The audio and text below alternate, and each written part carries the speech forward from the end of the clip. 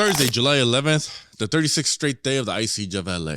The Southland was pretty calm. There weren't many reports of raids, but we did see this one video that was submitted just a few minutes ago as I'm recording this in downtown LA. A group of protesters outside the downtown federal building saw through the gates as women and children were handcuffed being taken into the federal building. That's where the infamous basement B18 is. As far as raids and taking people, we didn't really come across reports of that today here in Los Angeles. Last night, after the events went down in Camarillo, people went into the greenhouses and were looking and pulling people out that were hiding all day. CBP also claims that there were several children, juveniles, that were found at the glass house facility that they raided.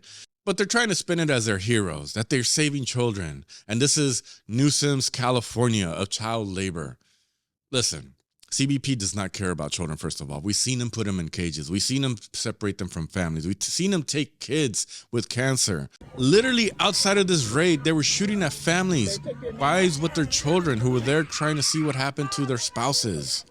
So don't come with this bullshit that you care about the children. That's all I gotta say about that. But the last bit of news I'll share from Camarillo is that it was widely reported that a gentleman who was trying to escape ICE fell, injured himself, and ended up in the hospital and is currently in ICU in critical condition.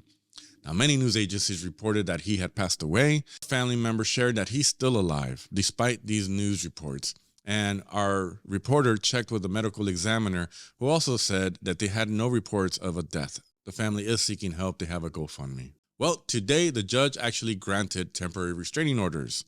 Now, what the restraining orders do is they block DHS from indiscriminately stopping people, basically racially profiling them. So the hope here is that they'll stop raiding Home Depots, they'll stop raiding car washes, people at the bus stops. Hopefully it works and brings some peace to the Southland. Well, my favorite piece of news today is, remember the unmasked agent that I called out that was the same one that had arrested Adrian Andrew Martinez, a 20-year-old that was working at Walmart, and also the U.S. citizen, Job Garcia, that was at the Hollywood Home Depot.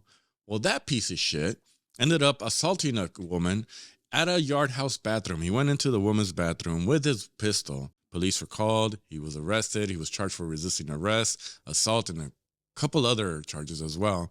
We have that whole story. So, oh, and that female he assaulted, she turned out to be a Long Beach police officer. That's it for today, folks. I'm taking the weekend off, but I will recap the weekend on Monday.